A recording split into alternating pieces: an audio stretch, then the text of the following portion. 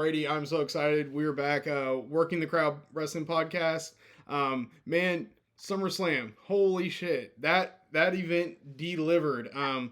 There's just one thing I got to start off with. It's a looking back kind of, thing. I just want to point out let's say we all think, it's maybe time for John to lose the belt, and maybe he. I don't even want to hear what you're about to say. No. You're gonna hear it. You're gonna hear it. No, You already know. I know what you're gonna say. John loses that belt to begin his redemption face tour to finish off with. CM Punk is in the ring celebrating, and then 2 fucking minutes later, burn it down, and then Seth Rollins comes out and cashes on Punk. You get your Punk victory, and then 2 minutes later that shit's gone. Kind of like you did with Drew. Yes, but it will sting so much. That shit is gone. I said it, and I said also, I'm not gonna ever stop giving you shit about it. Brady, I didn't see any CM Punk side plates in the WWE shop. I wonder why. Yeah, you know what? What? That's fine. It's okay. It's coming. Don't worry. Survivor Series. You know what side plates that have already been released is these side plates with this beautiful belt I have modded up a little bit, but Seth freaking Rollins cashed in on CM Punk. Thank you so much for joining our podcast. I hope you all have a wonderful week. Goodbye. No. You're not getting out of this. And another thing we've talked about before, and I'm just going to get right to it. So you and I made a bet. Now you swore that you would never bet on that Drew shirt again that I've made you wear twice to events and taken lots of pictures of. And yes. I couldn't goad you into that, but I did bet that if Punk got cashed in on and didn't leave, this weekend, I gave it until Monday. I thought there was a possibility it might have been a surprise on Monday, but the bet was, if Punk didn't walk out of this weekend with the title, then you were gonna wear a shirt. And let's see this shirt you're wearing here, Brady. God mode, greatness on a different level. Now, Brady, there was another caveat just besides wearing the shirt. Is there anything else you'd like to say in response to that bet?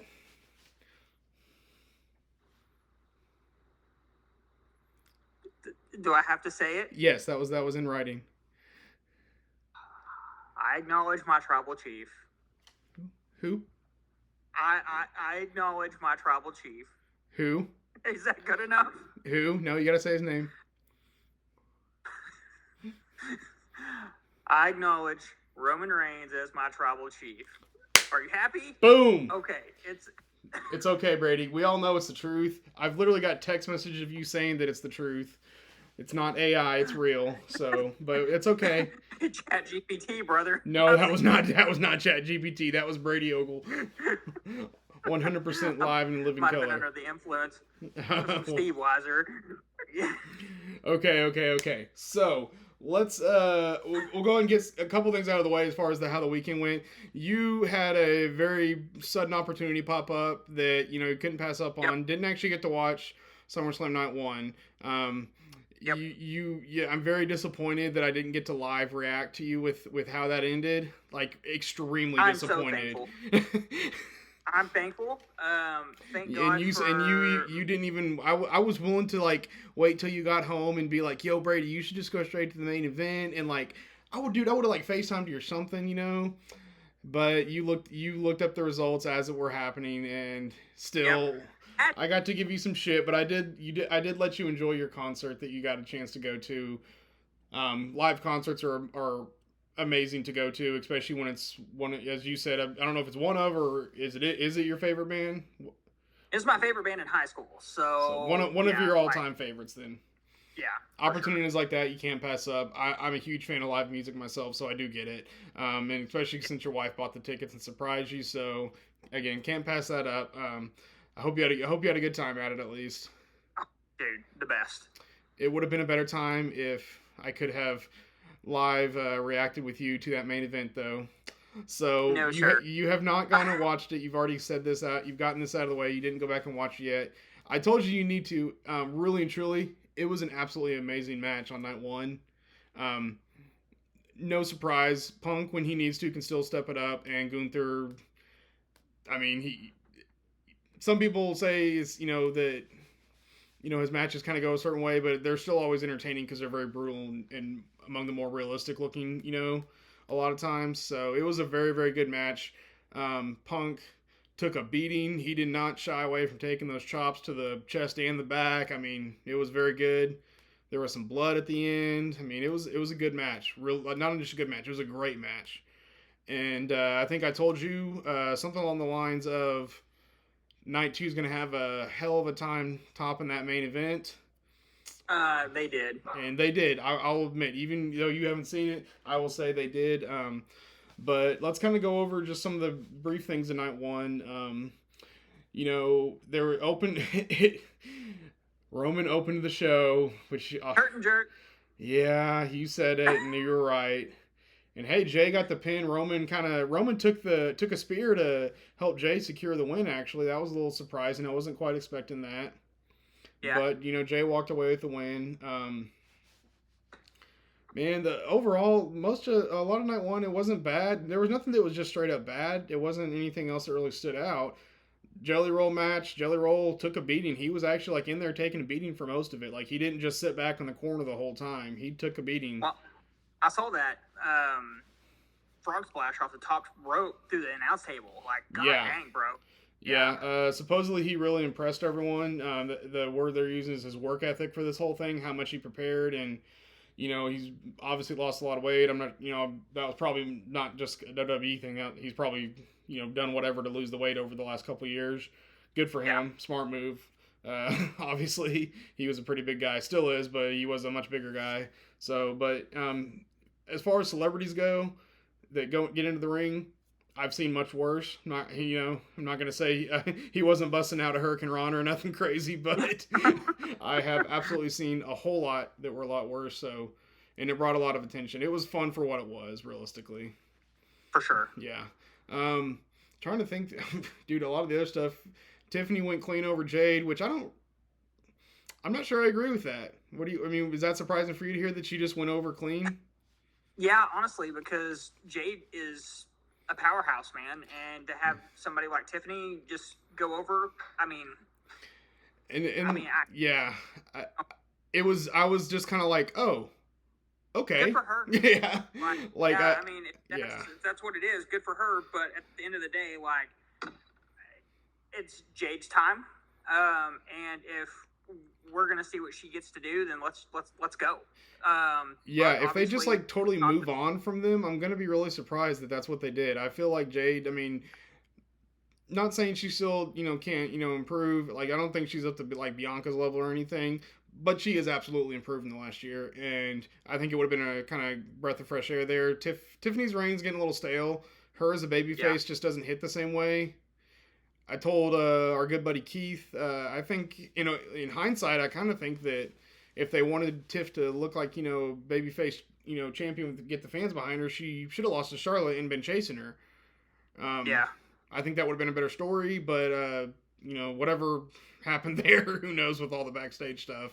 But, Tiffany is still doing it, so we'll see what happens. I kind of definitely think she needs some fresh faces to go against, though. I was pretty stoked to see Charlotte and Alexa win. Yes. I'm ready to see where that goes and who turns on who first. I can't.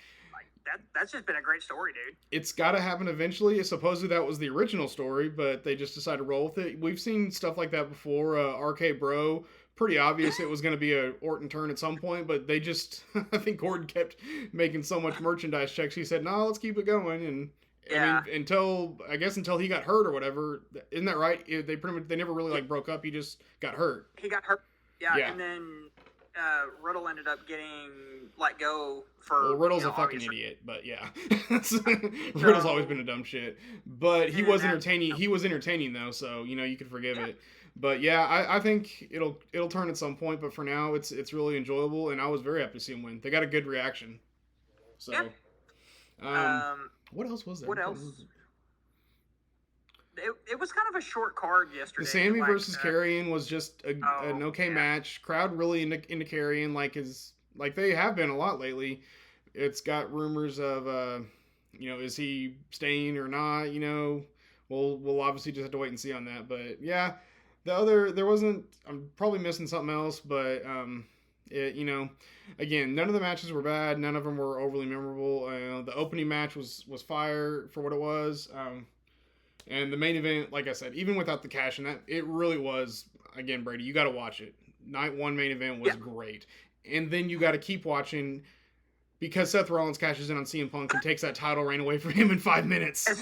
As soon as CM Punk wins the belt, I'm gonna fucking turn that shit off, and I'm gonna go on with life, pretend like it never happened. So I've got plenty of clips. I'll send it to you. Don't worry. Okay. Yeah. All right. Yeah. You also sent me like at least you got the photo. So... I did send you the one photo. I did send you. There's some photos for you to enjoy. You can put it as your wallpaper if you want. Yeah. Sure. Yeah. I told you I was gonna be a shithead if that happened, didn't I?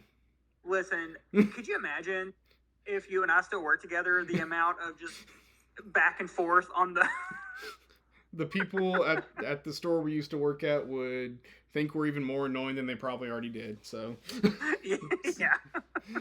But so yeah, let's get into it though. I mean, there's obviously we'll see where some of those other things go. The one thing I'll say again about the Seth that I'm excited about is how long I've been saying what I think should be happening on the way up to WrestleMania 42, and I think this very likely might be that what's going to happen. I think it could be really great stuff. If it does, I think it'll be really great. You think he's going to hold that belt till WrestleMania? They seem to be all in on him. I mean, they got him his own crew. They got him with Heyman. I think they're all in on him right now, and I mean, if you watch, remember I told you like the before in the lead up to 41, they did that what's it, A&E Rivals or whatever. The one with Roman and Seth, like it's if you sit there and watch it and you really remember just all the history between them and how much there's really not been an actual full on feud between them yet, like it absolutely makes you want more, and I think there's more there for sure. So I think it's what's going to happen. I hope it's what's going to happen because they seem to be all in on Seth right now. It's got to be a slow burn, man. Like it really will have to be a slow burn. So, yeah. So we'll see. We'll see where it goes. But I'm excited for the possibilities there. So, but night two, dude. Night two was fucking awesome. Like holy crap. It kicked off awesome. Like I mean, it gave me shades of like, Mania with like that triple match or triple threat match right at the beginning.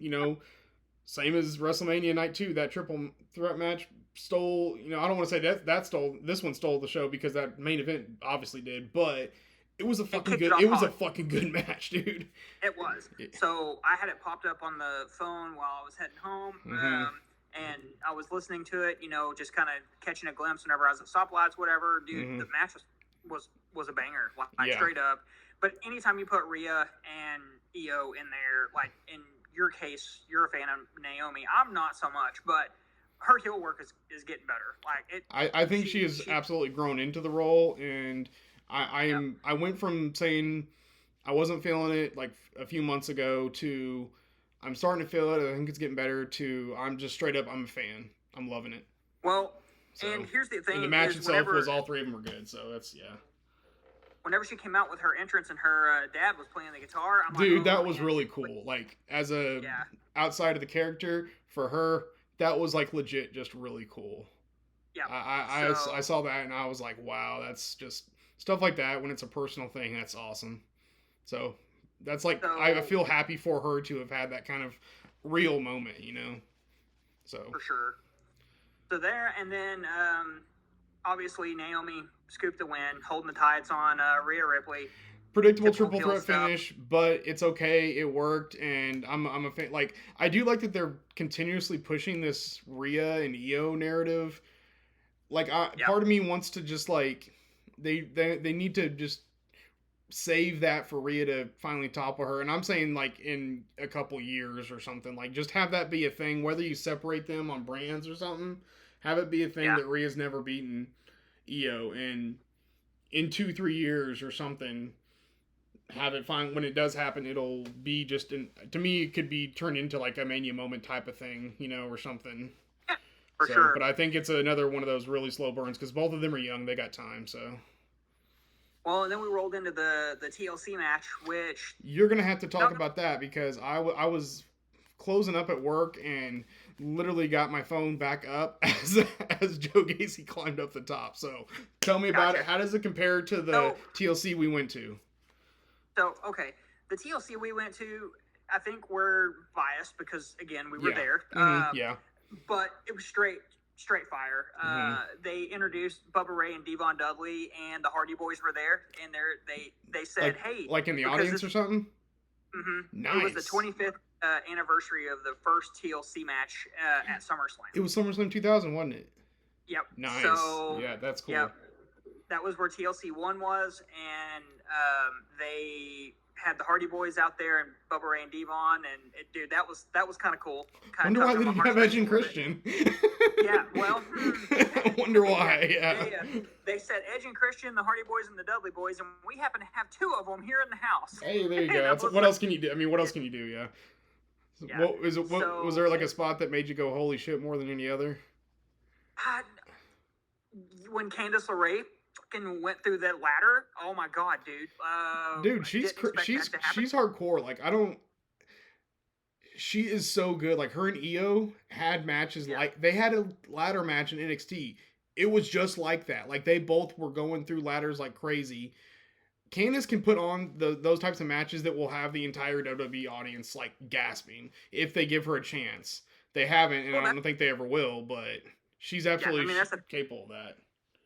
I think with her taking that fucking 12-foot bump like that, maybe it opens the door. Maybe people take notice. I would love to see it. She's great. So yeah. Yeah, Nicole was standing over there, and she was like, "Who is that?" I'm like, "Dude, that's Candice LeRae. That's Jordan's wife." Like, anyway, when she took that bump, I was like, "Holy shit!"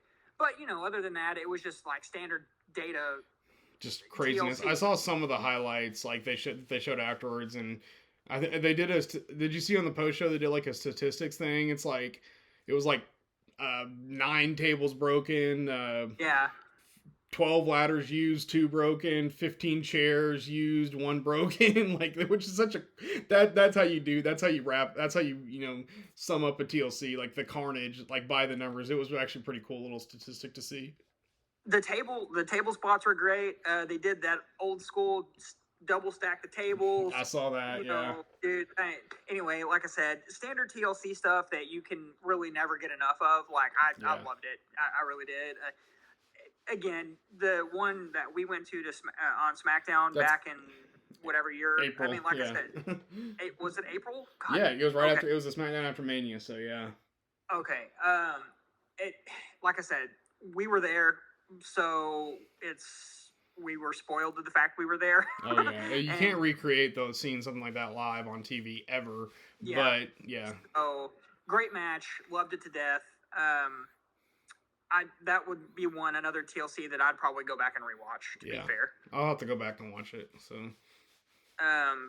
And then order of operation. I don't remember who was next. It was Bex. It was Bex. Okay, was it Becky? Because after that happened, that's when I was leaving. I was actually clocking out and leaving work, and was able to have my phone on while I was driving home, which is not safe. I'm gonna grab a drink. All right.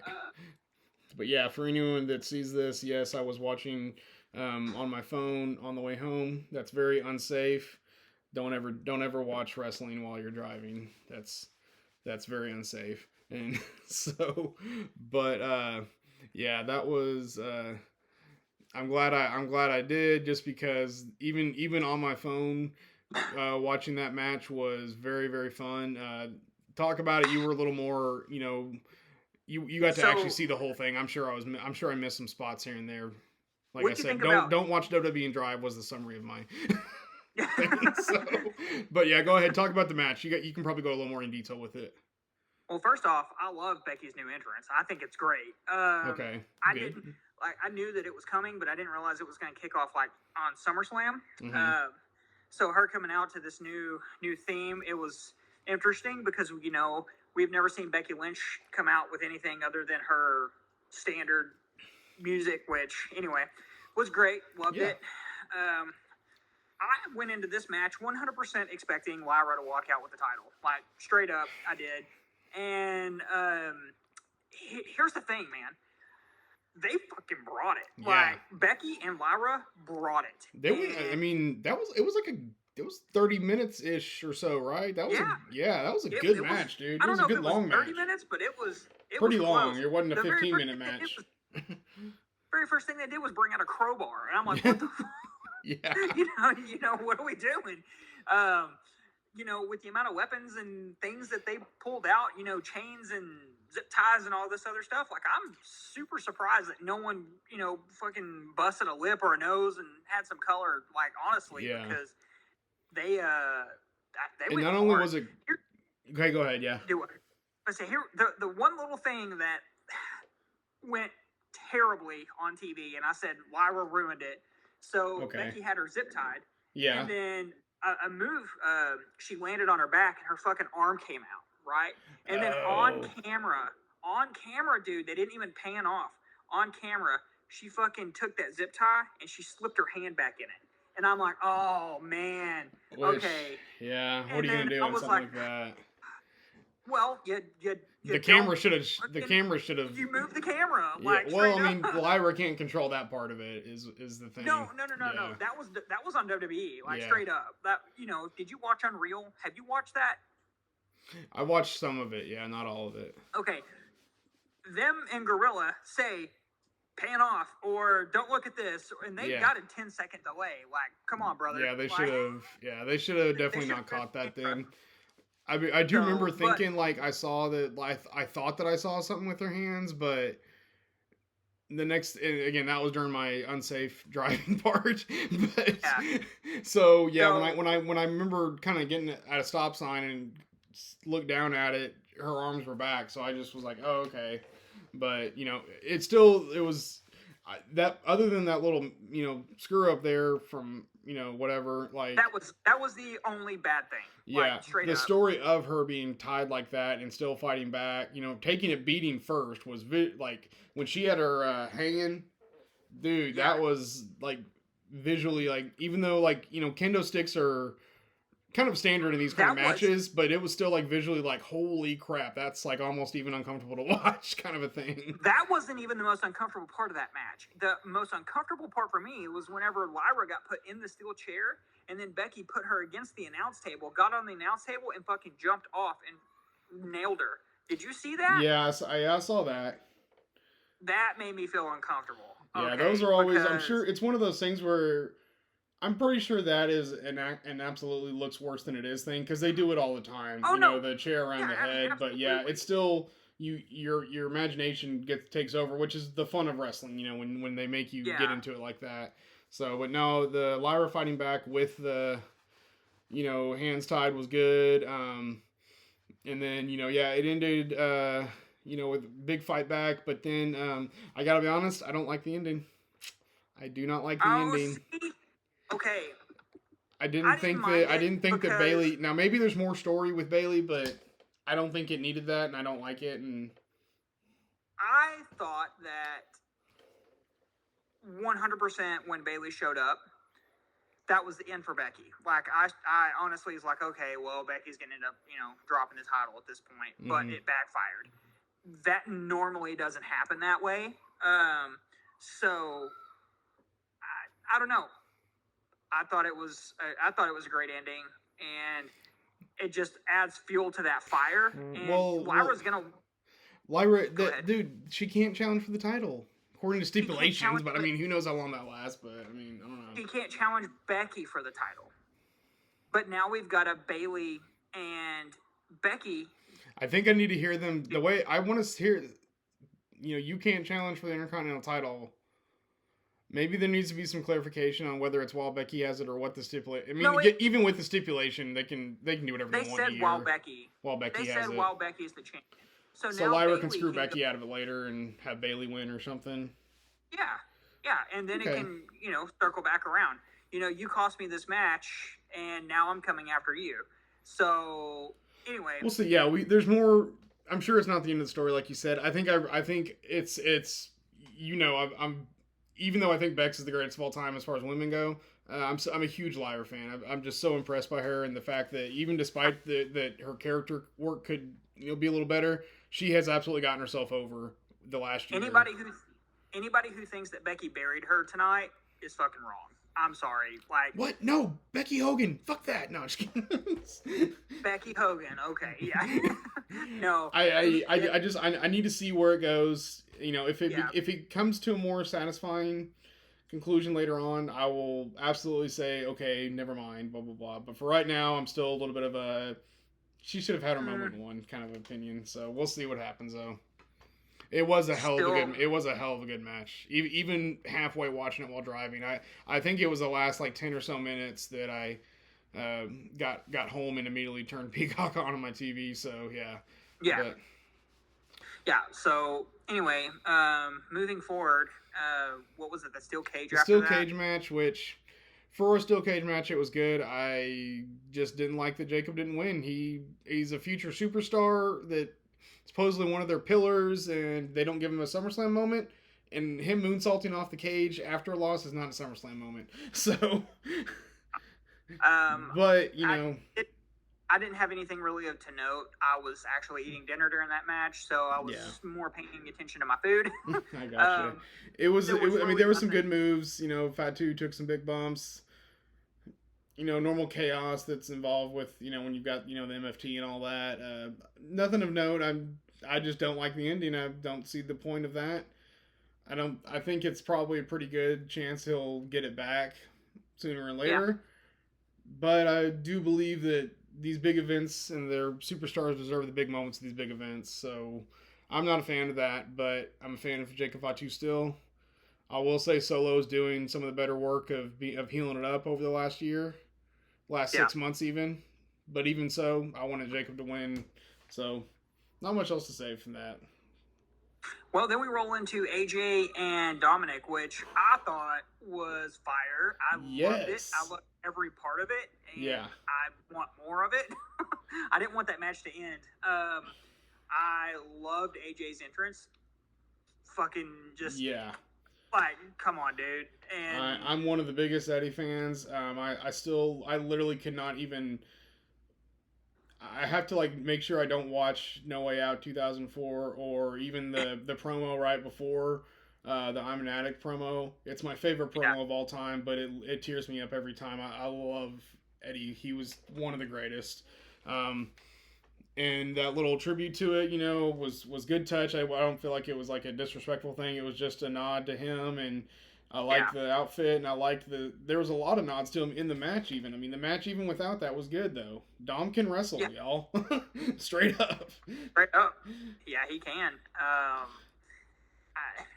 Hey, man, fans really and actually truly love Dom. Like, it's pretty obvious at this point. He gets cheered when he's at these big events. He's going to get...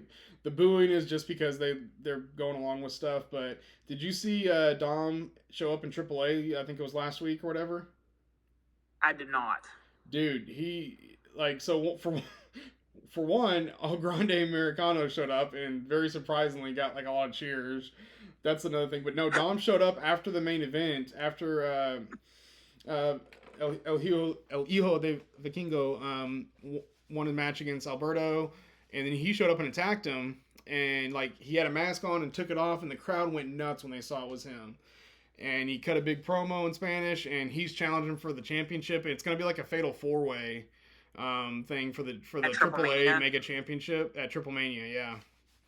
That's cool. And like I said, he was super over, and it's obvious. I mean, the crowd at SummerSlam was those bigger crowds that are the hardcore fans totally behind him, and he deserves it. He's put in the work, and he's awesome, you know. So he has absolutely carved out his own. He's still carving out his own legacy, you know. Oh yeah.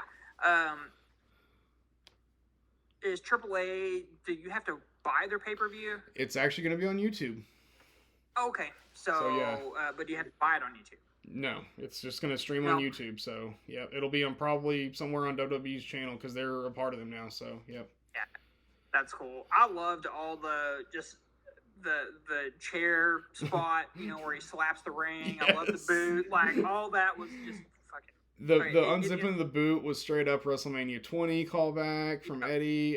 It was a great match all around. I was very happy to see Dom getting like legit. I mean, it was 1-on-1. There was no interference. Yeah, he he did a little bit dirty stuff, but it was still 1-on-1. And even after the match, AJ just said, "Oh yeah, he outsmarted me." He didn't. There was no like, "Oh, it was because of JD or because of Finn or Liv or anything." So yeah, no, great match. I'm like legit just I'm happy for Dom to like go out there by himself and still like completely excel and show what he's got a lot of value. So yeah. Well, oh I gosh, think that okay. pretty well. The main event. Oh my god. Yes. So Brady, tell everyone what did we say would result in this match being bad? Well, if it was babyface Cena versus babyface Cody In a clean finish, straight up. And boy, were we wrong. Fucking wrong. Jesus. Like, oh my gosh. Man. All right. So whenever Cody came out, the entrance was badass. I fucking loved the Dusty. Like, I loved it all. Yeah. Mm-hmm. Yeah. And then when Cena came out, it was all black at first, and then I was like, "Oh man!" You even texted me, "Are we gonna get the black and white Tron? Yeah. Are we gonna get some color back for real Cena?" And we got the full on real Cena back, man. Dude, I was stoked, excited. I even clapped my hands. I was like, "Dude, finally!" However, I 150% thought to myself, and you knew, is this a trick? Is Cody gonna get swerved? Is Cena just gonna kick him in the nuts? Like, what's gonna happen? We said, we were like, look, either Cena's face turn is bullshit and he fooled us all and he's gonna go back to being dirty handed, or Cody's gonna turn heel somehow, and that's what needs to. We were like, that's what needs to happen. Literally said a clean finish, babyface versus babyface was not gonna work, and we were wrong. How fucking good was that match? Jesus. It started off whenever they gave each other a hug, and then they just went at it, dude. It just never stopped. Yeah. Like, straight up. When Cody did the pile driver to Cena, I was like, oh my god, I wish I was sitting there like recording myself, because I would have been on WWE's next documentary with all the reactions I was giving. Those are the things that there's always. When you're a longtime wrestling fan and you've seen how it can go wrong, it's always gonna make you a little nervous, But I do trust also that they don't do these moves lightly. And I mean, he sat there for a few seconds before he went down with it, so I think they know what they're doing when they choose to do it, and I don't think they're gonna have like NXT rookies coming out doing it too often. They're gonna make sure it's with people that. Do it less often so it has more impact, because it definitely was like a holy shit. Dude, like just to pause that, whenever I was at the AEW show, they did like fucking 40 pile drivers in the night. I'm like, all right, dude. Yeah. Like, you need one pile driver. But whenever you see someone in WWE do it, it's like, it makes your heart stop a little bit, because you're sitting there thinking like, okay. It's like, okay. But anyway, I remember when Stone Cold got fucked up from it. You've seen how it can go bad. Especially when they're into a match, and let's be honest, they're like all sweaty and stuff. It's like, I don't think Owen Hart meant to do, just an accident. It's an accident, so. Yeah.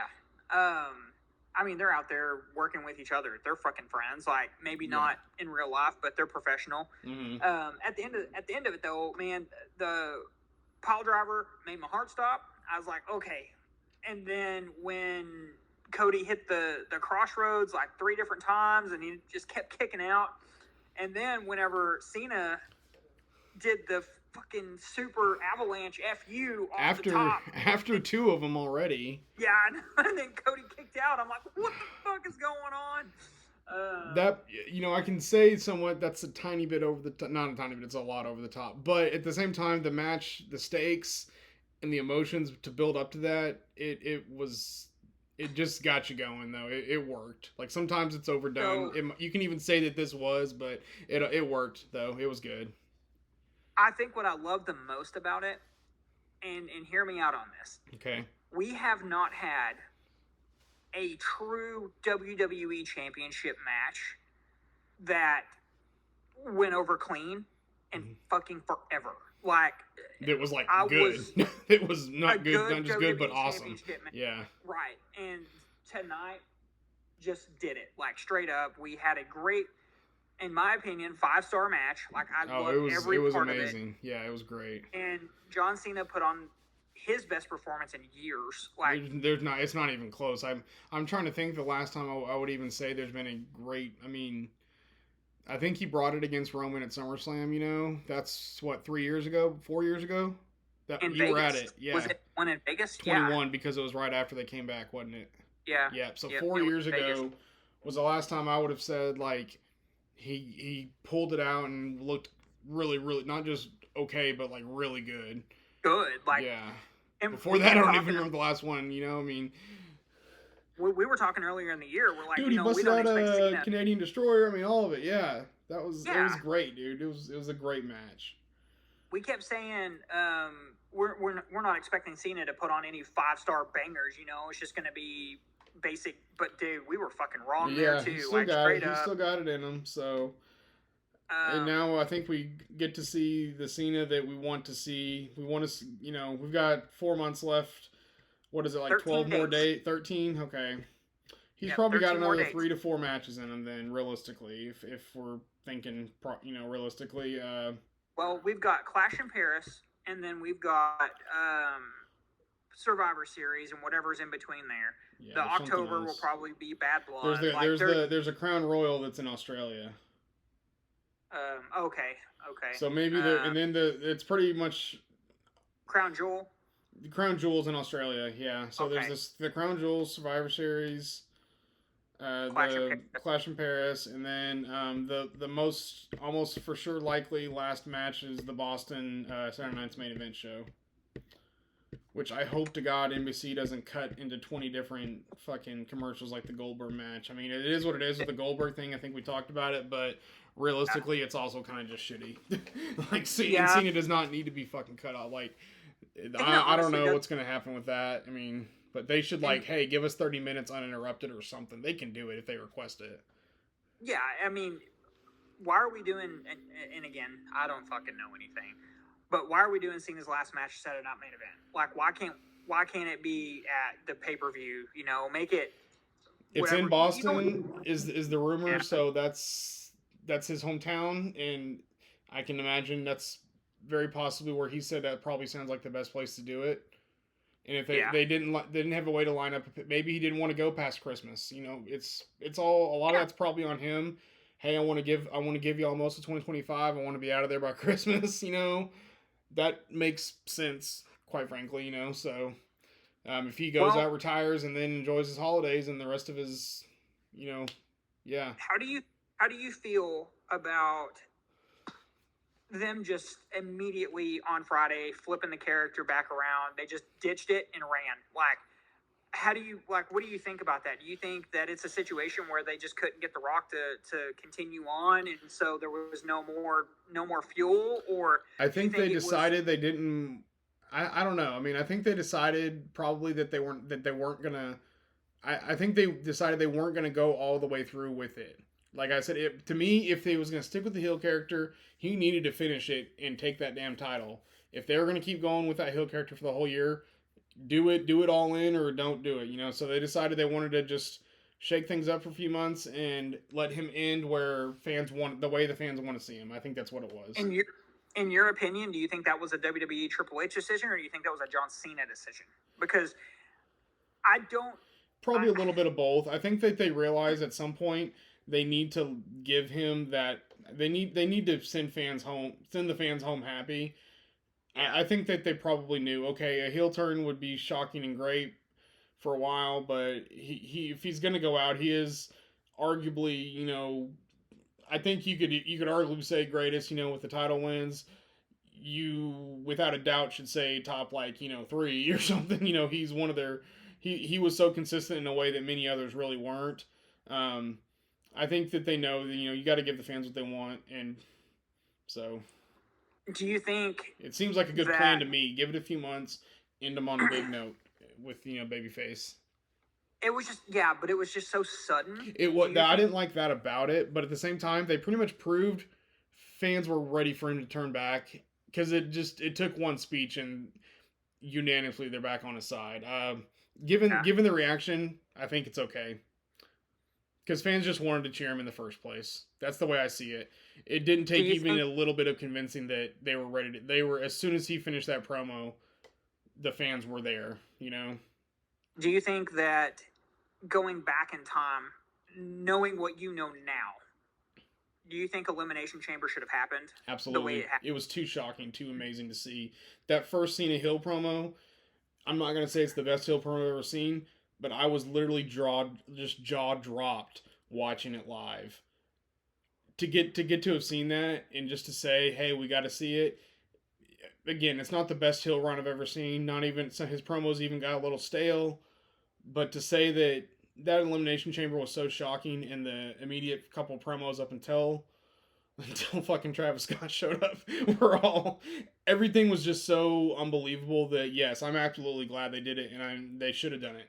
It would like, him doing the same thing he's done for 19 years would have been boring as hell by now. Would you have rather seen him live during his last Cena run as John Cena or heel John Cena?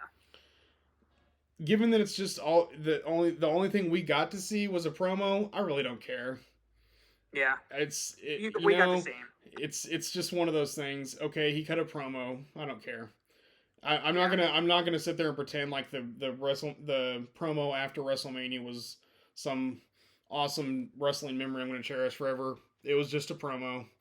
You know, I've seen hundreds of promos. So those I don't care about that. I got to see him. You know, even if it was a heel promo, you know, that went way too long. Let's be honest.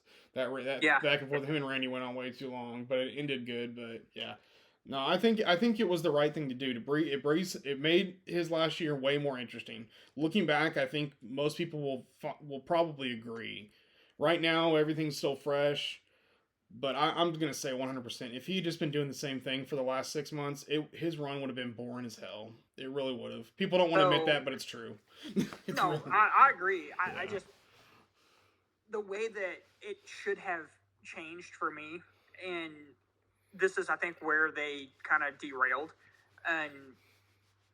and I guess this is just me looking too deep into it. I don't know. Mm-hmm. They had the Rock come in Elimination Chamber, flip him over, and then to heel, and then it just flipped back.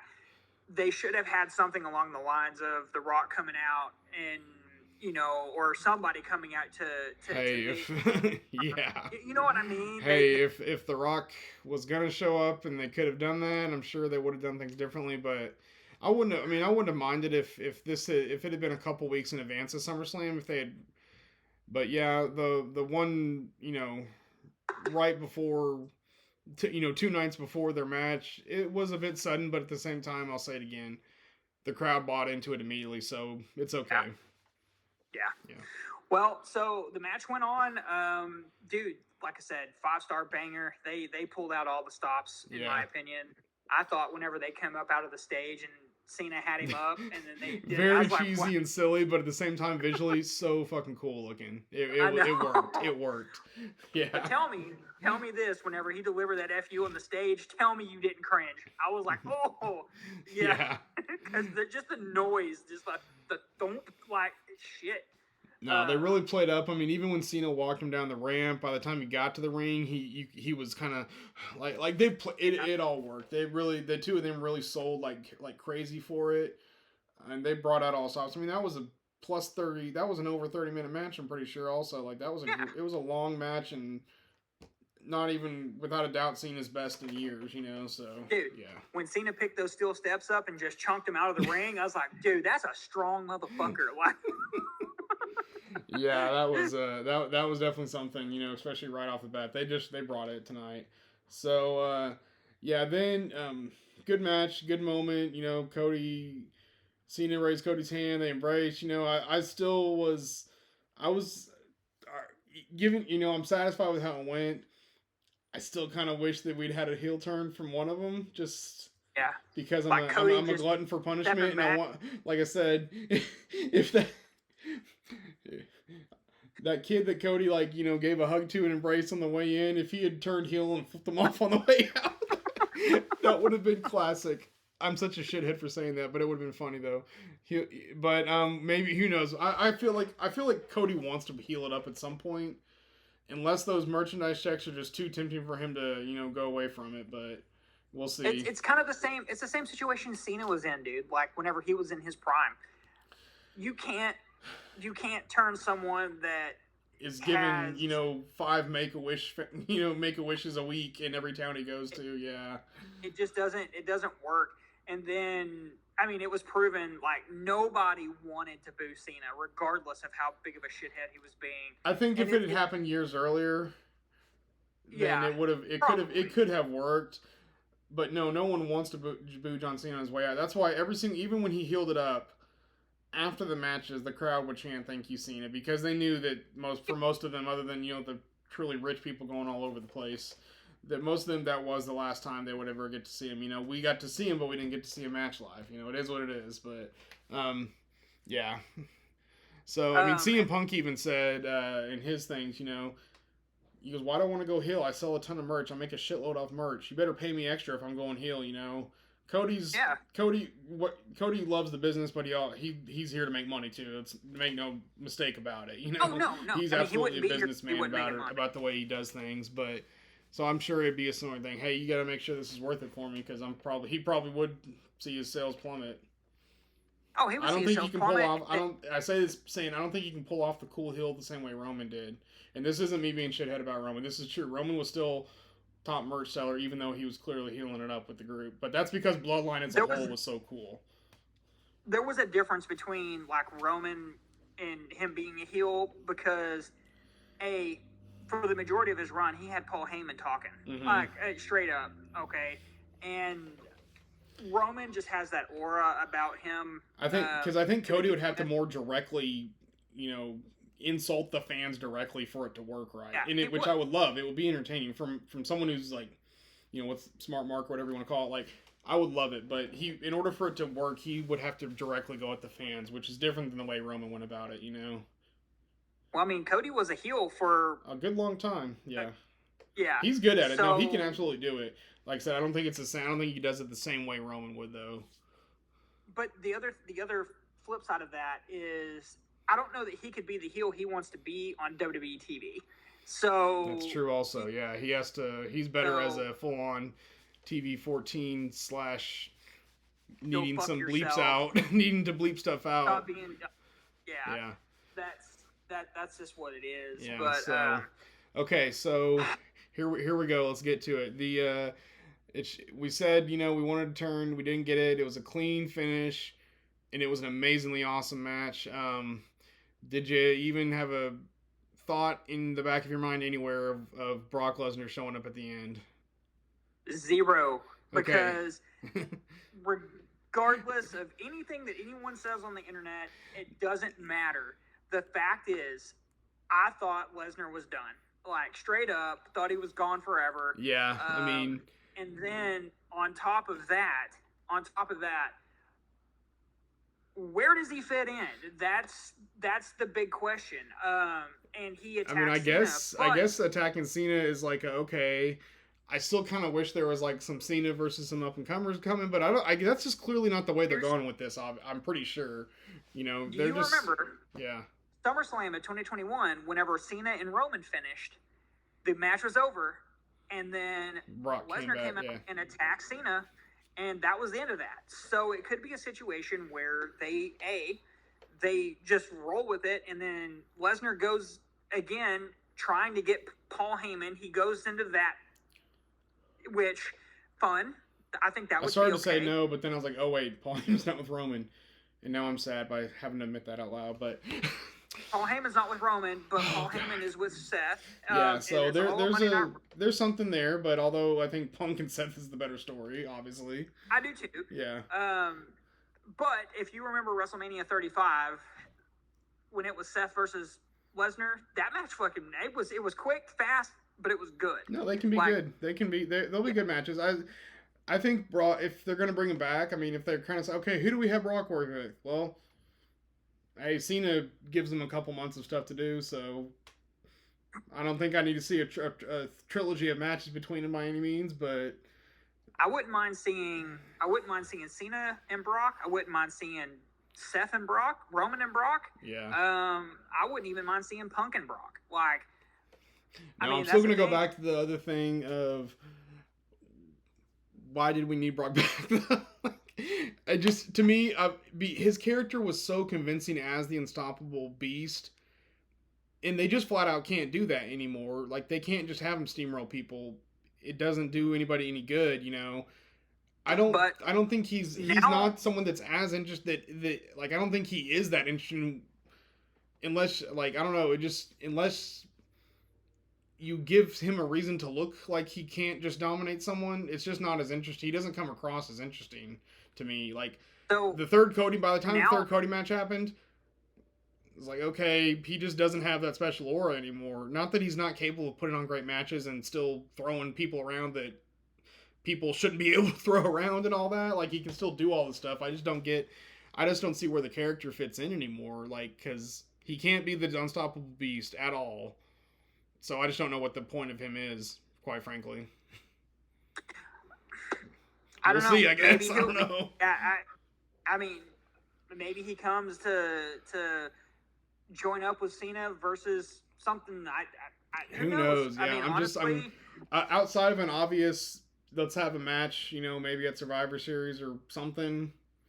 They didn't bring Brock back for one match. Like, no, that would be a waste, but we'll see. If Brock's back, they signed a contract. That's just obvious.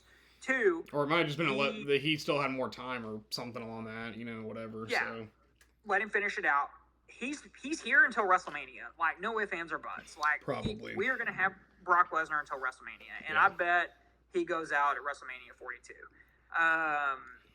Maybe I might be wrong. I want to say actually that I do remember like that the last time he renewed that it was like through 2026 WrestleMania. I'm pretty sure I actually because I think at the time the rumors were it was going to be in Minnesota, and that would have everyone was saying, well, that would have his contract would run through there in the WrestleMania's hometown, which I don't think Brock's that nostalgic to give a shit about where his last match is, but at the same time, I do remember that being like a rumor, sort of, that 42 was probably when his contract ended. So they may just want to ride it out for what it is for another, I guess it's another 8 months or whatever it is. I don't know. So 8-9 months at this point. We'll see. Obviously, we got to just wait and see what they do, but I'm still very much of a, okay, now what with them?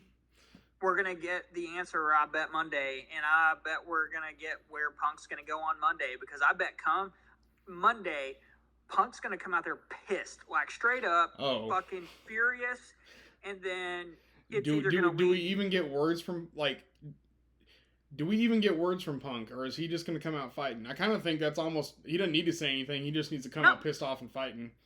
Now, I don't know what he's going to do against the 3 of them, but we'll see, obviously. So maybe, fuck, dude. What if, like, this is just thinking shit up? Dude, what if you got fucking Punk out there trying to beat their ass, and then all of a sudden fucking Lesnar comes out? I mean... I just thought of something. Go for it. So, like I've said, Brock doesn't need to go out there and destroy people. He's just... the character... it doesn't work anymore, because... it's happened too much. It's all that. Now, I am wheel spinning, like, you know, him and Paul Heyman. There's obviously always more story there. But, now that you're mentioning it, how do you think Braun Breaker would go up against him? Dude. All right. And let's be honest. Brock needs to put Braun over. Like, whether it's at Mania or whatever they do, but...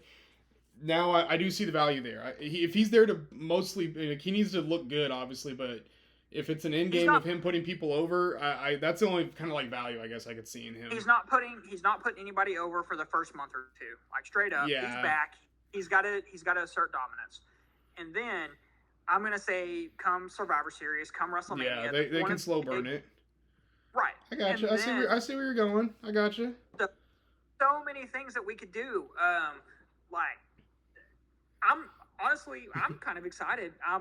It brings a whole new level of. I'm thinking what the fuck through WrestleMania, and then they're gonna have to pull something else out to make it interesting though, because again, it's definitely just his character is a little hard to do, and it's the same with, I've said this a million times, when you make these unstoppable type characters, they can only Like go Brady. so far for so long before it's like, okay, well, what the fuck now, you know?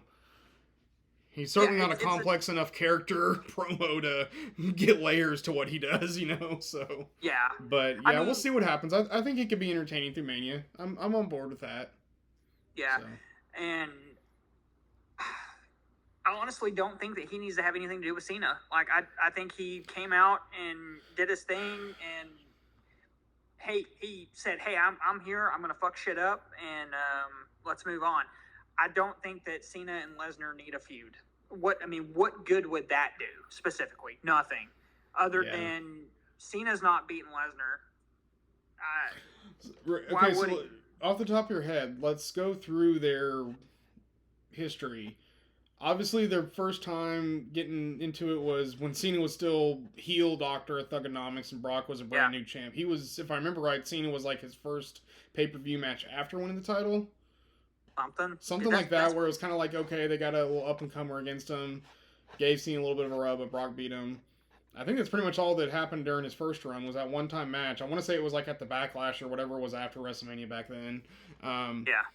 Then he came back after... What was like the Raw after Mania when he first came back, and then there was the match at oh, it was the match at Extreme Rules where he fell over the fucking rope. Oh yeah, that's Cena did go over on that one, didn't he? Yeah, he did. What else when else have they fought? Is that it? There was never a big Cena and Lesnar like feud. The most memorable, honestly, did they have any other matches? I'm trying to remember now. Did they that you can think of? I don't think so. No, the SummerSlam. No, remember the SummerSlam match? Let's go Cena. Little kid in the crowd. Let's go Cena. Suplex City. Oh yes. Okay. Yeah. Oh, I do remember that. That fucking kid chanting "Let's go Cena," even though Cena was getting destroyed. And he was like wilting. Yeah, and so they had that match, and they had another match where Lesnar beat him. Cena put up more of a fight that time, but Lesnar still beat him. So yeah, so Cena has the one win over him in that Extreme Rules match. It was the match where he did 16 Germans in a row. Yeah. That was a SummerSlam match. Then there was another one like a month or two later, and Cena was more competitive, but he still beat him. And then it led into a triple threat with Seth later. But that was it. That's pretty much it, though. So Lesnar mostly has dominated Cena. So we do not need that again. Straight up, don't need that again. I think if Lesnar's here, which he is obviously, I think it all needs to go to straight into a Paul Heyman fucking. Hey, if they gotta have Brock, if they gotta have him establish a win for dominance, just get it done with Cena and get it over with. I guess if it's gonna be that, we'll see what happens. And it would have to be a squash match, like straight up. You can't have a Cody and Cena match and then straight up have a Brock match and it be the same caliber. It's just not going to happen. Oh, well, there's no way. No matter what they do, there's no way a match between John and Brock would come up to that standard. That Cody and Cena just tore it down. That was amazing. So, yeah. But, I mean, again, so I started off admittedly being like, what the fuck? Why the fuck is Brock here? Two wheels spinning. I can see some possibilities that I think they could fill it out through Mania, and I'll go back to saying if after Mania he's not here, I'm not gonna be all that sad about it. There's enough other people that can do good. So we'll see how it goes. And we've talked about this before, but at the end of the day, man, like Cody's obviously their quarterback. He was their quarterback even when he wasn't the champion. Like straight up, he is the guy that is carrying the weight, and I don't need people for fucking 20 years ago anymore. Like we just don't. Yeah. So as cool as Lesnar showing up is, like as cool as it is, like it needs to do something. It doesn't need just to be fucking just squash match bullshit like a, you know. Yeah. Hopefully they bring some depth to it. So that's all I can hope for. And hopefully he puts at least a couple people over, specifically Braun Breaker on his way out. You know, we'll see. We'll see what happens. Obviously, we're over here like, you know, I think we've proven we don't know how to fantasy book for shit. No way they can pull off a clean finish and it be entertaining. Well, fuck, we were wrong. Although I was right about Seth Rollins cashing in on CM Punk, wasn't I? God damn it, dude. All right, I thought we shut the book on that. No. Hey, here, wait. Boom. Dude, that's fucking hot garbage. No, that belt is sexy as hell, and you know it. If you and I were roommates, like, if we were roommates, I would have snuck in there and thrown that belt in the dumpster, like straight up, bloop, right in the trash. Your car would have mysteriously gotten on fire then, so. And by mysteriously, I mean I'd have slapped you and thrown you in there. That belt is sexy as hell, and you know it. You know it is, and it's, you know what's even going to be better when Roman wins it at 42. When it has CM Punk plates on it. No, they're not going to even bother. They didn't even bother making plates. They didn't even, you know, I looked at WWE Shop afterwards. None. But when Roman plates get on there at WrestleMania 42, it's gonna be good. Yep. Seth doesn't have a legacy belt, bro. That's because he's still riding his legacy. CM Punk is past his prime, so. Shit. Okay. So, all right, Brady, how excited are you for the week upcoming? There's a lot of stuff coming out of there. Some decisions were made that I'm not. Like I said, I don't know about Tiff coming away. And to be clear, I think Tiff's incredibly talented. I just think she's, as a babyface, they have not given her much to work with. I could even go and maybe kind of backtrack and say she's done the best of what she's had, I guess. Every one of her matches with Nia have been fire. Let's admit that. But still, that's one of the decisions I don't quite agree with. But hey, there's still lots more wrestling to happen over the rest of the year, so maybe they're playing long-term in Jade. I'd like to see Jade get a chance, basically. Yeah, me too, 100%. Yeah. I thought that yesterday she should have I thought it was her time, yeah. I mean... Yeah.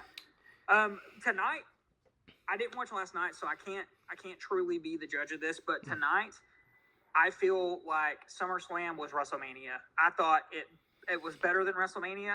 It felt like every bit of it honestly, it 100% felt like WrestleMania. It wasn't perfect, obviously. Night 2 was absolutely better than Night 1. Which is crazy considering, again, go back, I know the ending, which was great, but the Night 1 match with Punk and Gunther was absolutely banger. It's worth watching, so. I have not gone back, and I've told you this before, I have not gone back and watched WrestleMania 41. I just haven't. Yeah. But I feel like I could go back and watch SummerSlam Night 2 and feel... SummerSlam Night 2 was absolutely great. If me saying I was somewhat disappointed in the steel cage match is the worst thing I can say about it, let me be honest, it wasn't actually that bad of a match. It just, everything else stood out more. So if that steel cage match is the worst match of the night, that means it's a pretty good fucking show. We need a SummerSlam to get its ass back down here around our area. Because I will have to take out this is what's going to happen if they come out to Dallas for a 2-night SummerSlam. I'm going to have to open another credit card and fuck myself over. And you're going to have to figure something else out because I probably won't be able to afford a credit card that can fit both of us in there.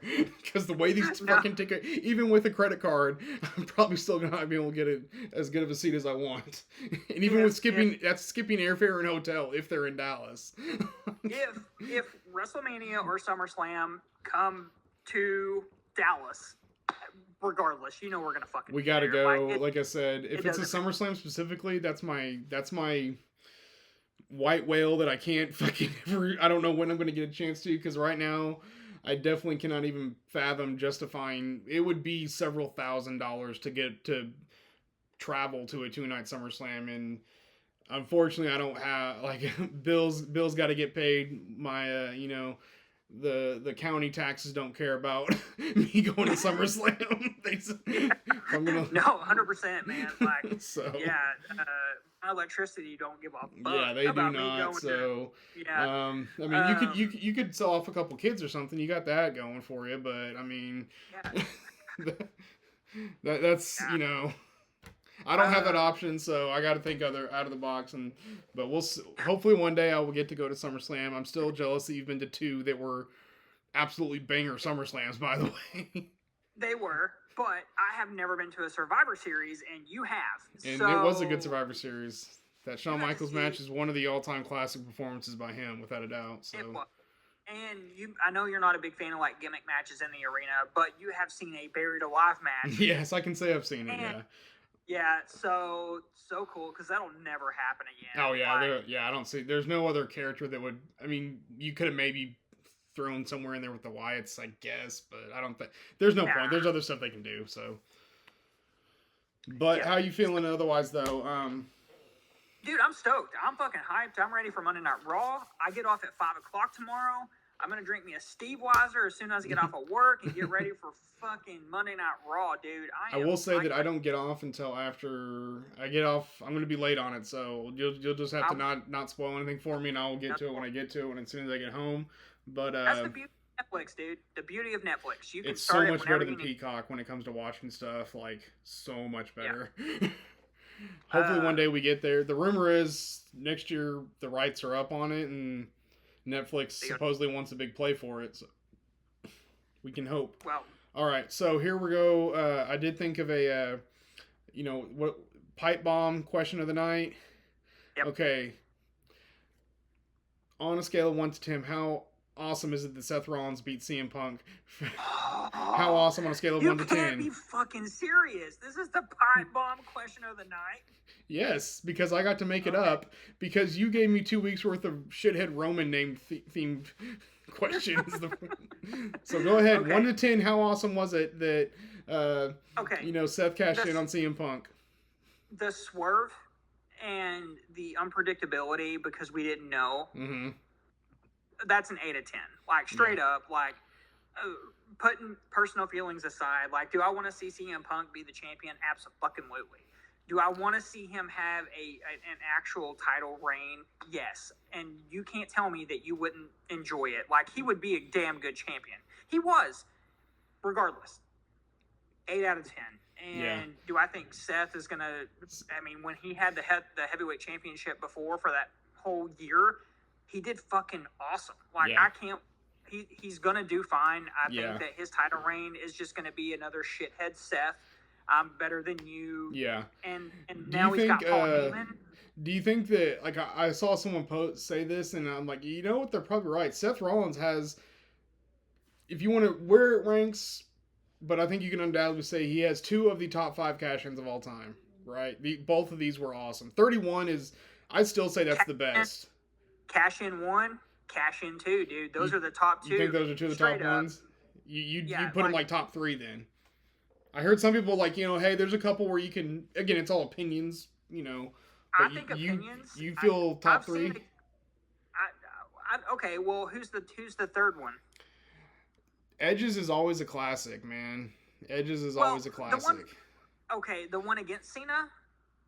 Yeah, the first one. At Elimination Chamber? Yeah, that first one was great. All right. So, yeah, because I could see that. I still think that the heist of the century is number 1. Oh yeah, it was just amazing. Yeah. I think that I'm not even necessarily saying that I feel you should name. I just, like I said, I think some people are saying top 5, arguably. Some people say top 3. That both of them were that good. I'm sitting here thinking about it now. Yeah. Okay. And the Edge coming out and doing it, that Vince McMahon handed Vince the briefcase and then went out and won the belt. Like, right, Cena gave it all and then cashed in. Yeah, because the concept of how it could be a surprise, it hadn't really been considered yet. It was more of a, when is he going to announce his title shot? That's what it really seemed like. I remember thinking, oh, he's going to announce it at a certain time, and so the fact that it was this total out of nowhere surprise, in hindsight, should probably have been obvious, but you didn't really know what was coming with that. So a couple of the others, I'd say that, like I said, it's all arguably opinion. The Damian Priest one, since fucking Punk was involved. Yeah. It was a really, being at Mania makes him special. Let's be honest. The Dean Ambrose one, That's a classic, dude. Seth sitting there, no, no, no, no, no, no, no, and then Ambrose coming from behind. That was great too. The women's haven't had as many because most of them were just so quick. I would say like the Io one felt really special and it turned into a good reign. I'm not sure about any others though that really stood out on the women's side. Oh, I don't know. Come on, man. Whenever Alexa won the Money in the Bank and then turn around and cash in the same night, like It was that's cool. It was cool though, yeah. And I have to say I'm biased here because I've actually seen a Money in the Bank cash-in live. It was probably one of the worst played Money in the Bank cash-ins, but I've seen it. When Nikki, came out and cashed in her Money in the Bank right after the pay-per-view. The day after, that was that's personal bias, so it's all good. No, that was just more of a, like I said, people saying Seth has two of the best of all time, without a doubt, 1 and 2. I don't hate on that. I don't hate on that. Yeah, it's all opinion. I'm very much, I definitely hate when people try to, for sure it's this order or this is the best. It is all opinions, but they were both great. And I think the heist of the century, regardless, hands down, and anybody who argues with that is retarded. That is the absolute best cash-in ever. It's hard to argue. It's hard to argue against it, but again, like I said, stuff like that, best of all time of certain things are. Someone else may have been way more emotionally invested in a different character or something, So yeah, like I said, I very much agree that those are two of the best, without a doubt. So I'm still like hyped. I'm still pumped. I haven't felt so just. Let me tell you something, dude. I took a day off yesterday because I had this feeling that I was gonna like.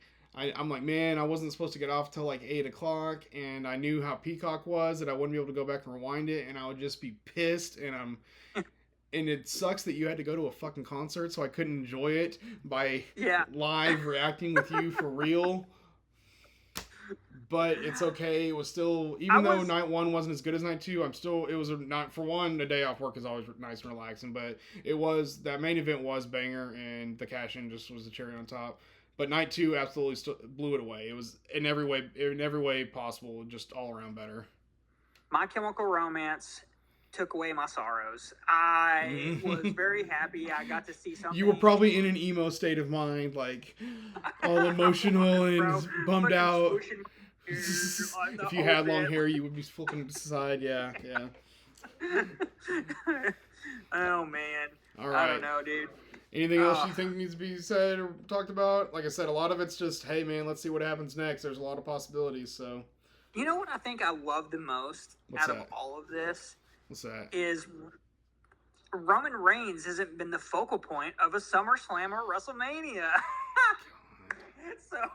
Hey Brady, I'm gonna clip that thing later. Where you literally just admitted that Roman Reigns is your tribal chief. So I'm gonna clip that later. Hey, what? Can I see that shirt again? Sure, right here. Greatness on a different level. Baby. God mode. Roman Reigns in God mode. Yeah. Okay. God thanks. mode. All right. Yeah. So. And there's this T-shirt hanging in your closet or folded neatly in your drawer that you will have to wear eventually because you will lose a fucking bet. And are you gonna bet me? Are you gonna bet me to that shirt until I lose and wear it? Until you have to wear it. Keep bringing the bets, and I'll see which ones I feel like taking. Yeah. It's either gonna. It's either gonna be a situation where you have to wear it to a live event like I did because, hands down. We're gonna go to another live event. Do we know when? No. I don't know if I'm gonna make the October one. Just. Oh no, I can't make the October one. But the reality is WWE's gonna come around again. Like 2020, we'll go to at least one in 2026 of some kind, and I'm like I said, whether I gotta bust out some credit cards for it to happen or something. I won't travel. That's just too much right now, but we'll see. So I'm hoping that they bring a PLE to Dallas next year because we haven't had one in a while. When was the last one? Was it? There was a PLE.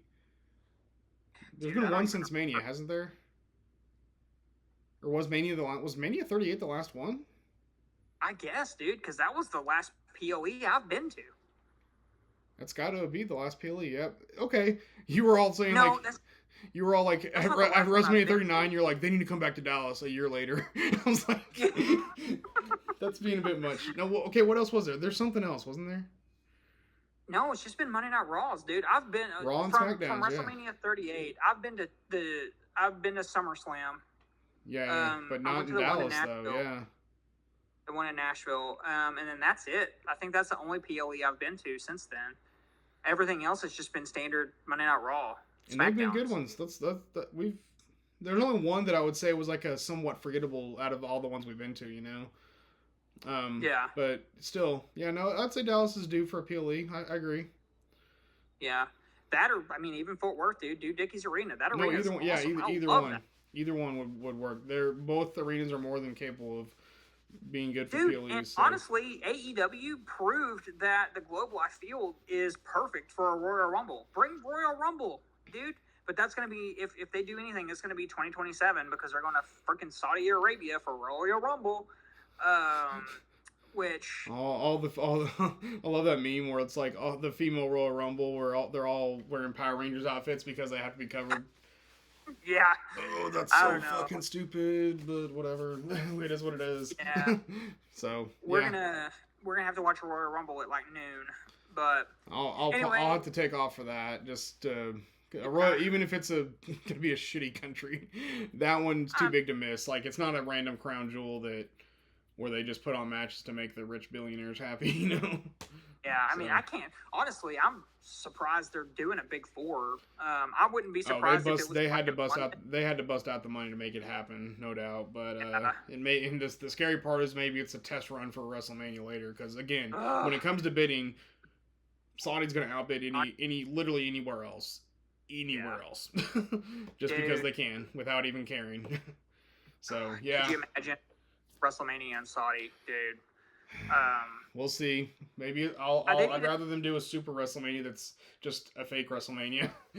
Yeah, straight up, like they did their greatest Royal Rumble. Yeah, that no one gives a shit about. Other than Titus O'Neil, which. Well, and legend has it, Braun Strowman still has the greatest Royal Rumble championship title. Oh well, I mean, in theory, he should have. I'm sure something like that they should let him keep it. Yeah, so. But no, man. Other than that, let's just say it was a great weekend of wrestling for that. Some great matches, and that's all you can really ask for. Night 2 in particular was just pretty banger. Go back and watch Night 1 main event all the way through to the end. Until the bell rings 3 and Punk has the title, and then I can close the lid. No. All right, man. Anything else? No, man, this has been a great episode. Fuck, man. I don't even know. I can't even go off the air saying fuck Roman Reigns tonight because he's your tribal chief. Yeah, I know. But I can go off the air saying Seth Rollins is the champion and fuck CM Punk.